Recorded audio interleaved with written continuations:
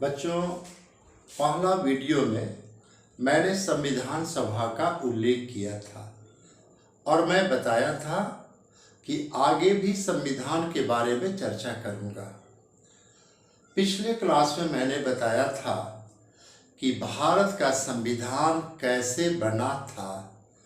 मैं उसमें बताया था कि doctor Sachchidanand Sinha was temporary president, doctor Rajendra Prasad अस्थाई सदस्य थे। 2 वर्ष 11 महीना 18 दिन बनने में लगा और 26 नवंबर 1949 को हमारा संविधान बनकर तैयार हो गया। मैं ये भी बताया था कि 26 नवंबर 1949 को हमारा संविधान अंगीकृत हुआ और 26 जनवरी 1950 को हमारा संविधान लागू हुआ। आज मैं आपको बताने जा रहा हूं कि भारतीय संविधान की कौन कौन सी विशेषताएं हैं। देखिए, आप लोग कहीं जाते हैं, राजनीतिक बातों की चर्चाएं होती है, अमेरिका का प्रश्न उठता है, इंग्लैंड का प्रश्न उठता है, रशिया का प्रश्न उठता है, कई देशों का प्रश्न उठता है और वहाँ के पॉलिटिकल सिस्टम पर चर्चा होती है। अमेरिका में शक्तिशाली कौन है, इंग्लैंड में शक्तिशाली कौन है, किस देश का पार्लियामेंट शक्तिशाली है, किस देश का प्राइम मिनिस्टर शक्तिशाली है। मैं कई जगह देखता हूँ कि बिना जाने चर्चा करते हैं। आपको मैं बता देना चाहता हूँ, ऐसे विषयों पर चर्चा करने के पहले ये जान जाएं कि वहां की संविधान की विशेषताएं क्या है। कुछ लोग संविधान की विशेषता नहीं जानते हैं। जैसे मैं उदाहरण दे रहा हूं कि अगर आपसे पूछा जाए who is most powerful person, either the British prime minister और द प्रेसिडेंट ऑफ यूएसए, आप इसका उत्तर आसानी से नहीं दे सकते हैं। इसके लिए आपको वहां का संविधान की विशेषता जानना होगा। आप जानते हैं कि इंग्लैंड में अलिखित संविधान है, तो आपको इंग्लैंड में ट्रेडिशन है, अमेरिका में संविधान है। दोनों को व्यवस्था के बाद ही आप उत्तर दे सकते हैं। उसी तरह से आज मैं आपके सामने भारतीय संविधान की विशेषता का उल्लेख कर रहा हूं। अगर आप इस विशेषता को जान जाएंगे तो किसी भी प्रश्न का उत्तर आप संवैधानिक आधार पर देंगे। देखिए, मेरा आज का प्रश्न है, भारतीय संविधान की विशेषताएं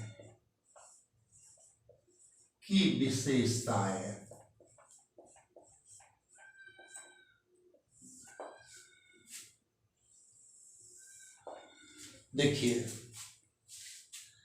आपको मैं पहले वीडियो में बता दिया था कि भारत का संविधान 2 वर्ष 11 महीना 18 दिन बनने में लगा था और 26 जनवरी 1950 को लागू हुआ। उसी संविधान से हमारे देश में शासन हो रहा है। लेकिन आखिर ये संविधान की विशेषता क्या है? अमेरिका और इसके संविधान में क्या अंतर है? फ्रांस का संविधान इंडिया का संविधान में क्या अंतर है? रशिया का संविधान और इंडिया के संविधान में क्या अंतर है? यदि आपसे पूछा जाए कि इंडिया में प्रेसिडेंट बड़ा है कि पीएम, प्रेसिडेंट कैसा एग्जीक्यूटिव है, पीएम कैसा एग्जीक्यूटिव है, इसका उत्तर देने के लिए आपको संविधान का विशेषता जानना आवश्यक है। तो आज मैं आपको बताने जा रहा हूं कि हमारे भारतीय संविधान की विशेषता कौन कौन सी है। आप इस पॉइंट को नोट कर लें और मैं उसे पॉइंट वाइज समझाते चलूंगा। हर कंपटीशन में आपको ये काम आएगा। देखिए, हमारे संविधान का सबसे पहला विशेषता है विश्व का बड़ा संविधान, विश्व का बड़ा संविधान।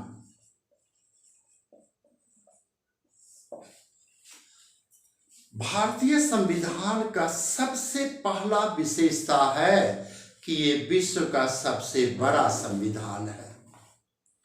इतनी बड़ी संविधान दुनिया में कहीं नहीं है। अब आपके मन में पूछ सकते हैं आखिर क्यों? क्योंकि इंडियन कॉन्स्टिट्यूशन में जितनी धाराएं हैं उतनी धाराएं दुनिया के किसी संविधान में नहीं है। आप जानते हैं भारतीय संविधान के मूल धाराएं 395 हैं, 22 भाग, 8 अनुसूचियां। हालांकि ये अनुसूचियां अभी 12 हो गई है। तो 395 धाराएं दुनिया के किसी भी संविधान में नहीं है। और यही कारण है कि भारत का संविधान विश्व का सबसे बड़ा संविधान है।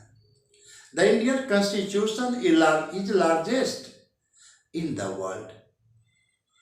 ऐसे तो अभी धाराओं की संख्या बढ़ गई है, लेकिन मूल धारा 395 है।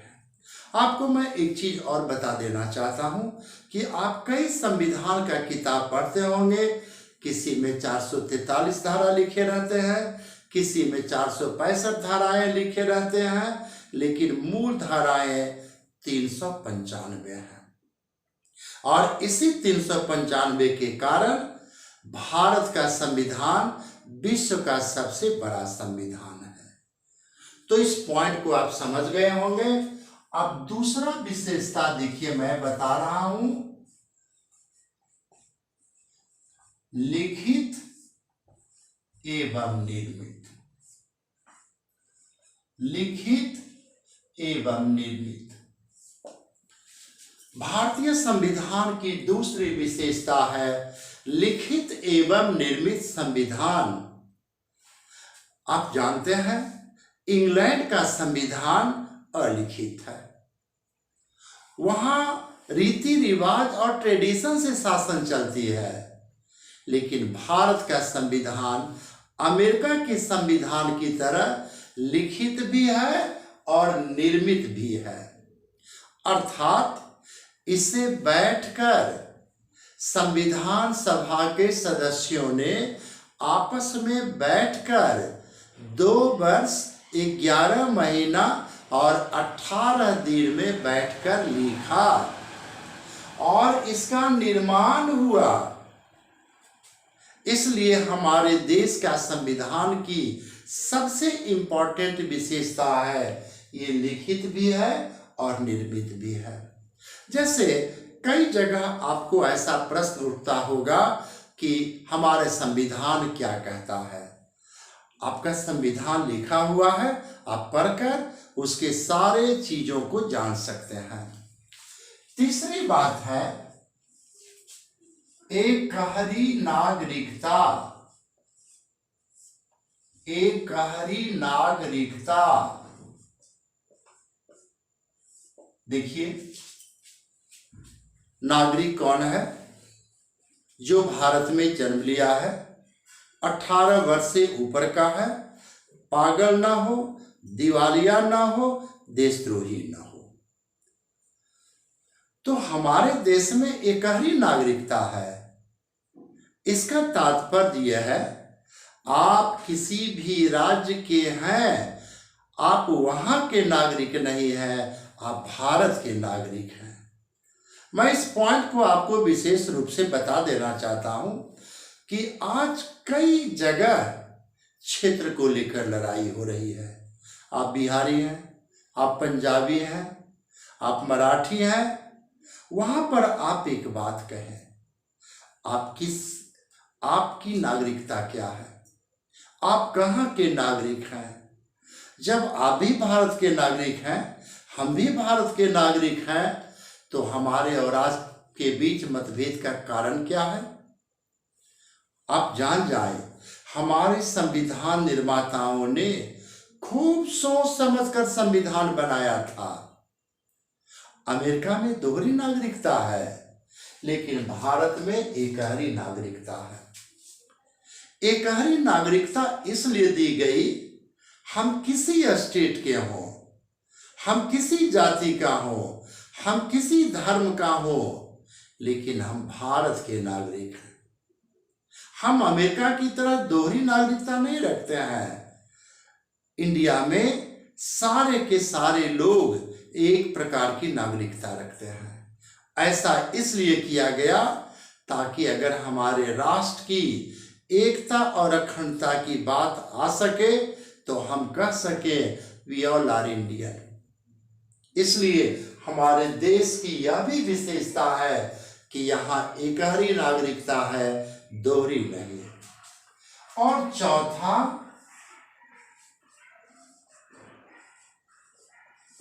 एकहरी न्यायपालिका। एकहरी न्यायपालिका हमारे संविधान की चौथी विशेषता है, एकहरी न्यायपालिका। इसका तात्पर्य क्या है? देखो, आप जानते हो हमारे यहाँ लोअर कोर्ट से ऊपर डिस्ट्रिक्ट कोर्ट, डिस्ट्रिक्ट कोर्ट से ऊपर हाई कोर्ट, हाई कोर्ट से ऊपर supreme court. The supreme court is the guardian of the Indian constitution. न्यायपालिका का काम है संविधान की रक्षा करना और मौलिक अधिकारों की रक्षा करना। तो हमारे देश में एक प्रकार की न्यायपालिका है। सुप्रीम कोर्ट का जो आदेश होगा पूरे भारत के लोगों को मानना होगा। यही एकहरी न्यायपालिका का प्रतीक है। इसलिए हमारे देश में जिस तरह से एकहरी नागरिकता है उसी तरह से एकहरी न्यायपालिका भी है। और इस न्यायपालिका के शीर्ष स्थान पर सुप्रीम कोर्ट है। ये भी हमारे संविधान की विशेषता है। देखिए, पांचवा है धर्मनिरपेक्ष।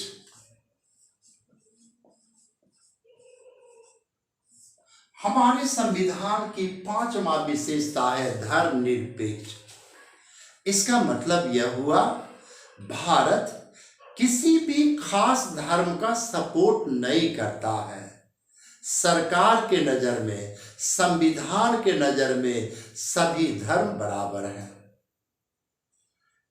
इसका प्रमाण यही है कि आपने देखा हमारे देश में हिंदू, मुस्लिम, सिख सभी को राइट है किसी भी पद पर जाने का। आपने देखा कि हमारे कई मुस्लिम राष्ट्रपति पद को सुशोभित किया। ज्ञानी जैल सिंह राष्ट्रपति थे, सिख थे। डॉक्टर मनमोहन सिंह सिख थे, पीएम हुए। तो इसलिए हमारे देश में सभी धर्मों को बराबर राइट है। धर्म के आधार पर भेदभाव नहीं किया जा सकता है। इसलिए हमारे संविधान की एक खास विशेषता है कि संविधान के नज़र में, सरकार के नज़र में सभी धर्मों को इक्वल राइट है और कोई भी धर्म किसी भी पद पर जा सकता है। और 6 मौलिक अधिकार। मौलिक अधिकार एवं कर्तव्य। देखिए, किसी भी व्यक्ति के विकास के लिए मौलिक अधिकार का होना आवश्यक है। लास्की ने कहा है, अधिकार सामाजिक जीवन की वे परिस्थितियां हैं जिसके बिना मानव का विकास नहीं हो सकता है। जब हमारा संविधान लागू हुआ था उस समय 7 प्रकार के मौलिक अधिकार थे, लेकिन वर्तमान समय में 6 प्रकार का मौलिक अधिकार है। क्या आपने सोचा एक अधिकार कहाँ गया? संपत्ति के अधिकार को समाप्त कर दिया गया और उस संपत्ति के अधिकार को कानूनी अधिकार बना दिया गया। अर्थात संपत्ति का अधिकार अब कानूनी अधिकार है, लेकिन मौलिक अधिकार नहीं है। तो पहले जहां 7 प्रकार के अधिकार थे, अब वहां 6 प्रकार के मौलिक अधिकार हैं। अर्थात संपत्ति का अधिकार अब मौलिक अधिकार नहीं रहा। उसी तरह से हमारे संविधान में 10 प्रकार के कर्तव्यों का प्रावधान किया गया है। अर्थात क्या करना चाहिए का नाम ही कर्तव्य है। इसलिए हमारे संविधान में 10 प्रकार के कर्तव्यों का प्रावधान है। अब देखिए, मैं आपको बताना चाहता हूं, आप तो ये नोट कर लिए होंगे और मैं इससे अब आगे बढ़ना चाहता हूं। अब देखिए, अब मेरे संविधान की विशेषता है संसदीय प्रणाली। संसदीय प्रणाली। देखिए, क्या आपके सामने कभी कभी प्रश्न उठता है, in India who is most powerful, either the president और द प्राइम मिनिस्टर। अच्छे अच्छे लोगों से पूछिए तो कि भाई एक चीज बता दो, भारत में राष्ट्रपति शक्तिशाली है कि प्रधानमंत्री? लोग कह देंगे प्रधानमंत्री। लेकिन आखिर क्यों? जब हमारे देश का राष्ट्रपति देश का प्रथम नागरिक है तो वो शक्तिशाली क्यों नहीं होगा? क्योंकि भारत में संसदीय प्रणाली है। संसदीय प्रणाली का जन्म इंग्लैंड में हुआ और भारत में भी संसदीय प्रणाली है। संसदीय प्रणाली उस प्रणाली को कहते हैं जिसमें कार्यपालिका व्यवस्थापिका के बातों को मानने के लिए बाध्य हैं। राष्ट्रपति इसीलिए कमजोर रहता है क्योंकि वो व्यवस्थापिका की बातों को मानने के लिए बाध्य है। अब आप पूछ सकते हैं क्यों बाध्य रहेगा? क्योंकि यहां संसदीय प्रणाली है और संसदीय प्रणाली में बाध्य शब्द का प्रयोग किया गया है। डॉक्टर अंबेडकर ने लिख दिया है, कोई भी राष्ट्रपति प्रधानमंत्री के सलाह को मानने के लिए बाध्य है। अब तो आप समझ गए होंगे कि प्रधानमंत्री वास्तविक कार्यपालक होता है जबकि राष्ट्रपति संवैधानिक कार्यपालक। आप लोगों के मन में रहता होगा, आखिर जब प्रेसिडेंट देश का प्रथम नागरिक है वो क्यों नहीं वास्तविक शासक होगा? वास्तविक शासक नहीं होगा क्योंकि यहाँ पार्लियामेंट्री सिस्टम ऑफ गवर्नमेंट है। तो जिस देश में पार्लियामेंट्री सिस्टम ऑफ गवर्नमेंट रहता है वहां का राष्ट्रपति कमजोर रहता है। ठीक है, अब देखिए, संघात्मक एवं एकात्मक। देखिए, हमारे देश में संघात्मक भी है, एकात्मक भी है। आपके मन में एक प्रश्न आता होगा, संघात्मक किसे कहते हैं और एकात्मक किसे कहते हैं? जिस देश में केंद्र सरकार और राज्य सरकार दोनों का अधिकार अलग अलग हो उसे संघात्मक कहते हैं। आप फिर से सुन लें क्योंकि इसको जाने बिना आप कोई उत्तर नहीं दे सकते हैं। जिस देश में केंद्र सरकार और राज्य सरकार दोनों का अधिकार अलग अलग हो उसे संघात्मक कहते हैं। और जिस देश में शासन का सर्वे सर्वा केवल केंद्र सरकार हो उसे एकात्मक कहते हैं। तो हमारे देश में बोथ है, दोनों है। दोनों कैसे है? सामान्य काल में संघात्मक, आपातकाल में एकात्मक। भारत में संघात्मक भी है, एकात्मक भी है। सामान्य काल में संघात्मक है क्योंकि जो अधिकार केंद्र को है वो केंद्र को है और जो राज्य को है वो राज्य को है। लेकिन जब किसी भी राज्य में राष्ट्रपति शासन लगता है, 356 का प्रयोग होता है तो एकात्मक हो जाता है। और अब देखिए, विश्व शांति का समर्थक, विश्व शांति का समर्थक, आप जानते हैं भारत शुरू से ही बुद्ध के नीति पर, महावीर के नीति पर चलने वाला देश है।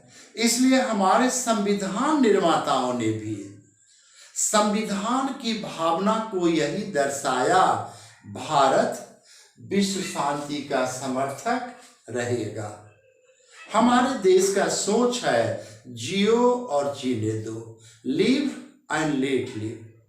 इसलिए हम विश्व शांति का समर्थक हैं।